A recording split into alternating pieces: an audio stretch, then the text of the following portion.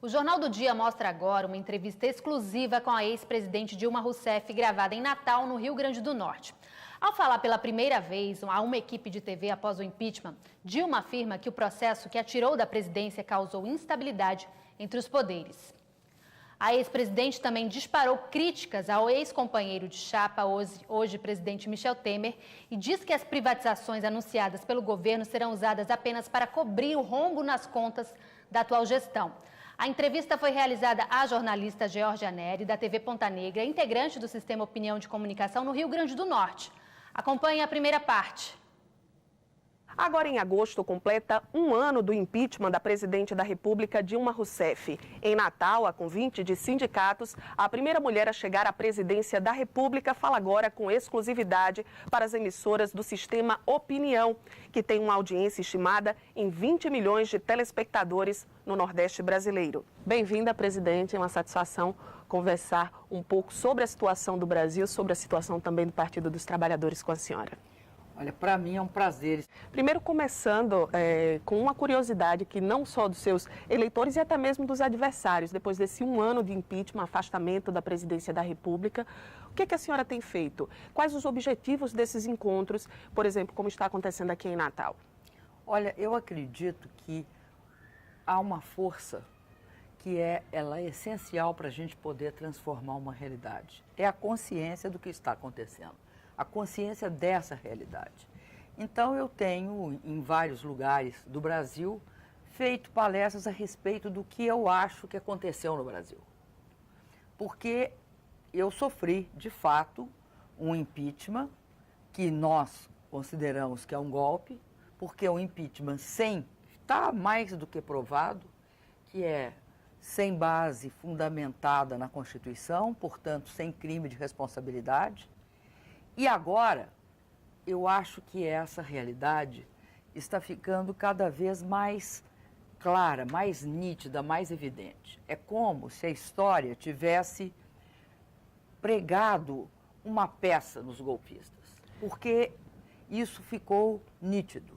É nítido quando você vê a prisão do ex-presidente da Câmara, Eduardo Cunha, quando tem aquelas gravações que envolvem tanto o presidente atual e legítimo, Michel Temer, quanto o senador Aécio Neves, que não teve uma atitude democrática quando se tratou da minha eleição para presidente, dos meus 54 milhões e meio de votos. Esses agentes políticos, eles tanto foram aliados em determinados momentos, como também trabalharam para o seu afastamento à presidência da República. A senhora acredita que houve dois pesos e duas medidas em relação ao processo de impeachment da denúncia contra a senhora e, por exemplo, a denúncia contra Michel Temer? Veja bem, são denúncias diferentes. A minha denúncia é uma denúncia com uma imensa fragilidade, de pés de barro. Porque o que é alegado é que houve o quê? Pedaladas fiscais. No uso da minha atribuição, eu teria exagerado em pagamentos, ou em gastos, melhor dizendo. Mas, na verdade, o que aconteceu? Eles me fizeram meu processo de impeachment por algo como 0,01% do orçamento. Por isso. Ou seja, para mim, pessoalmente, não. Para onde foram esses recursos? Era para educação, era também para pagamento de diárias para agentes de segurança. Enfim, eram para gastos do governo, eram transferências de uma rubrica para outra rubrica. O que eles alegaram? Não tinha autorização do Congresso. Sempre foi feito dessa forma. Tanto pelos presidentes que me antecederam, o presidente Lula, o presidente Fernando Henrique Cardoso, como por mim mesma, e jamais tinha sido objeto de nenhuma consideração. A Câmara Federal, por 267 votos, tornou o atual presidente impune. Impune pelo crime de corrupção, que todas as evidências são muito fortes contra ele. Ora, como é que ele consegue esses 267 votos? São os mesmos votos que elegeram o Eduardo Cunha presidente da Câmara. E o Eduardo Cunha, como presidente da Câmara, deputado, as acusações e vários indícios que se tem, é que ele teria uma relação de compra de votos. Até um senador aqui do Nordeste disse que o problema todo do governo Temer é que ele era governado desde a cadeia lá de Curitiba. Então, você tem uma situação completamente diferente.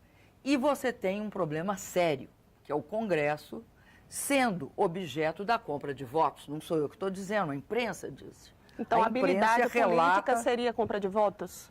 Eu não acho que isso é habilidade política, isso é compra de votos. Habilidade política não é, de fato, nenhum processo de corrupção. Eu acho que aí é uma distorção imensa. Quando é possível considerar habilidade política uma pessoa que adquire votos através do uso indevido do orçamento. Você veja o seguinte... Então, há uma conivência com o crime. Mas você veja o seguinte, é gravíssimo. O que se diz é que mais ou menos, em torno de 14 bilhões de reais foram gastos neste processo de compra de votos para isentá-lo do processo de corrupção, que foi denunciado pela Procuradoria-Geral da República. Bom, e no mesmo período, o que eles fazem? Eles tiram recursos, dinheiro do Bolsa Família. Quando eu saí do governo, tinha 13 milhões e 900 mil famílias recebendo Bolsa Família. Agora, tem 2 milhões e 700 mil famílias. Portanto, tiraram do Bolsa Família em torno de 1.200 famílias. 1.200.000 famílias, desculpa. O que isso representa? O Bolsa Família representa 27 bilhões por um ano. Ele, em 6 meses, gasta 14 milhões comprando voto. Isto não é uma atitude republicana, não é uma atitude de quem tem compromisso com o país. Então, você tem hoje também um golpe que foi dado para quê? Foi dado para tirar direito dos trabalhadores, a reforma trabalhista é isso, a questão da terceirização é isso, num país que precisa, para ser um país desenvolvido, que precisa de investir em educação. Porque a gente precisa investir em educação por 2 motivos. Porque é uma questão de distribuição de riqueza, distribuir educação de qualidade para todos. E isso significa tornar permanente os seus ganhos de redução da desigualdade. Mas tem outra razão também. É porque nós precisamos de ser uma sociedade com uma capacidade de alterar a economia de uma forma que seja a forma mais produtiva possível, que é entrar na economia do conhecimento. Para aí, você precisa de educação, porque você precisa de gerar ciência, gerar tecnologia. Então, a educação é uma coisa que não podia ser objeto de um teto, como fizeram nessa emenda. Porque, afinal de contas, o que a gente decide numa eleição presidencial? A gente decide onde vai ser gasto o dinheiro. Se o dinheiro vai ser gasto em educação, é para pagar juros. Se o dinheiro vai ser gasto em educação, ou para pagar aqueles que já têm dinheiro. Essa semana foi anunciado um pacote de privatizações, pelo menos 57 projetos e estatais entrando nesse novo momento da economia. E a avaliação que a senhora faz desse momento, qual o risco do Brasil assumir essa postura de abrir mão de setores estratégicos? Olha, o problema é o seguinte, quando eu saí do governo, a gente previa um déficit de 129 bilhões de reais para 2016 e 58 bilhões de reais para 2017. Eles fizeram um déficit de 170 bilhões em 2016 e agora aumentaram para 159. A privatização é por 2 motivos. É a fome e a vontade de comer. A fome é porque eles acreditam que tem de privatizar o que pode. Mas a vontade de comer é para cobrir esse rombo que eles estão deixando no orçamento. Que rombo é esse? Veja bem, é muito grave. Por quê? Vamos ver a história da Eletrobras. A Eletrobras, ela tem uma quantidade, talvez das maiores do mundo em matéria de usinas hidrelétricas, que o Brasil foi construindo, com dinheiro seu, meu e deles aqui.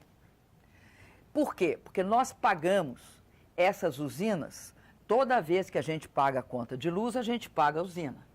Bom, o que eles estão falando? Quando foi? Primeiro, deixa eu contar essa história. Quando foi?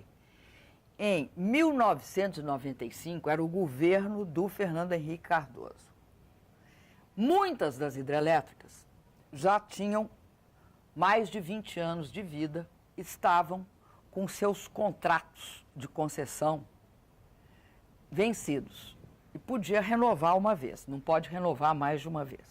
Bom, então, em 1995, renovaram esses contratos. E, portanto, por mais 20 anos. Portanto,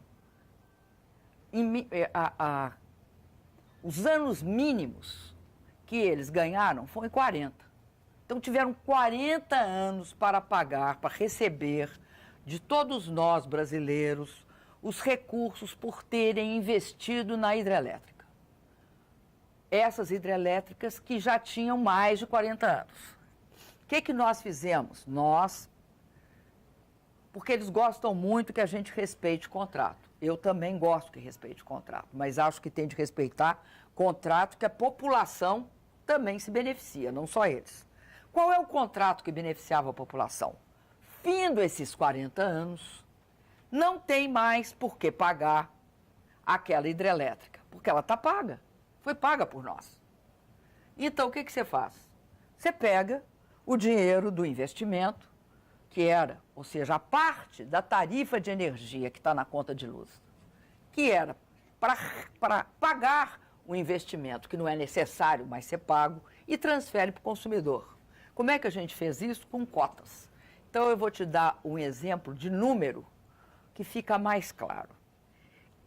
Numa tarifa de energia, de grosso modo, você pode dizer que, vamos pegar uma tarifa de uma hidrelétrica que já foi amortizada. Hoje ela estaria em torno de R$40, que é a tarifa que a Eletrobras recebe por algumas dessas usinas. R$40, o megawatt-hora. Uma tarifa de uma usina hidrelétrica que não está amortizada, 150. Diferença, 110. Certo? Ótimo. A parte, portanto, relativa ao que está já pago é R$110. E é esses R$110 que nós transformamos em cota e distribuímos por toda a população brasileira, baixando as tarifas. Nós mexemos em contrato? Não. Esses contratos estavam vencidos. O que é que o governo ilegítimo está querendo fazer? Fazer o seguinte. Primeira medida, ele pega essas usinas já amortizadas, em vez de deixá-las continuar transferindo só R$40, eles voltam atrás e passam a transferir os 150. Com isso, eles vão atrair investidores que vão querer comprar. Esses investidores, para comprar essas usinas que já têm que custam já esse valor de 150, o que eles vão fazer? Eles vão, além disso, leiloar e cobrar uma parcela a mais pela outorga de ganhar isso e de ter 30 anos de concessão e mais 30 por uma prorrogação.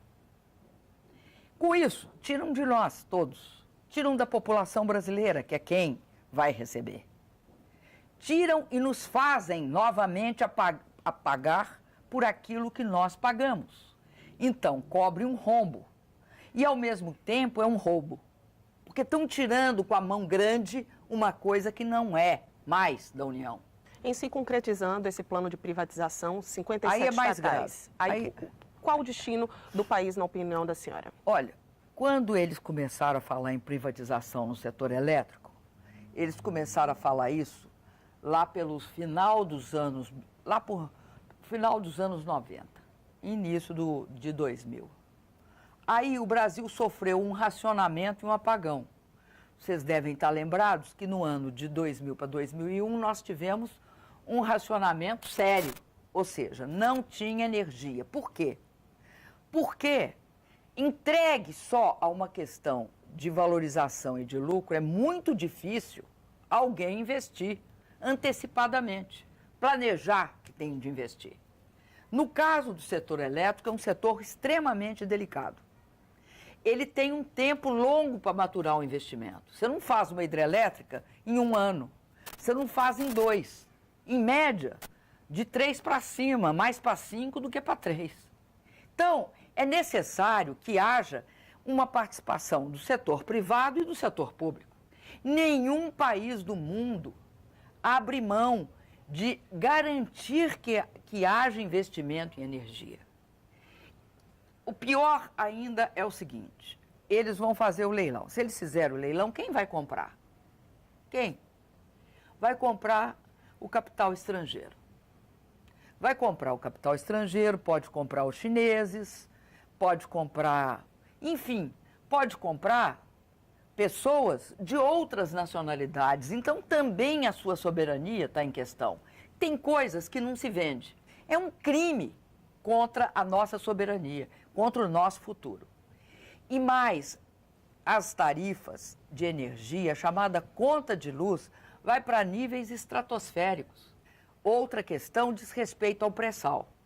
Quando nós, em 2006, no governo do presidente Lula, descobrimos que lá embaixo, no fundo do mar, abaixo de uma camada de rocha, tinha uma camada de sal e abaixo dela o Brasil era bastante rico em petróleo, dizia o seguinte, vocês não vão ter dinheiro para explorar.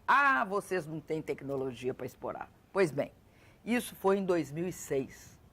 Hoje, o Brasil produz mais petróleo oriundo dessa camada do pré-sal do que das tradicionais bacias ali na Bacia de Santos e de Campos. É onde mais se produz petróleo no Brasil, é no pré-sal. Isso eu acho que é uma coisa importantíssima. Não é possível supor que um país como o Brasil, com a sua riqueza, não pode explorar seu petróleo. E hoje eu acho que eles acabaram primeiro com o conteúdo nacional. Nenhum país desenvolvido acabou com política de conteúdo nacional quando se trata de muito petróleo. Sabe por quê? Porque você empobrece. Aqui no Rio Grande do Norte é o típico lugar que você podia ter um esquema de fornecimento de barcos, de equipamentos, porque o setor de petróleo, ele compra tudo, ele compra móvel, de móvel até a estofados. Por quê? Porque as plataformas necessitam disso. Então, você teria uma indústria muito diversificada no Brasil. Daí a importância dela. Também estão acabando com isso. A seguir, a segunda parte da entrevista com Dilma Rousseff. Ela fala sobre eleições 2018. Voltamos já.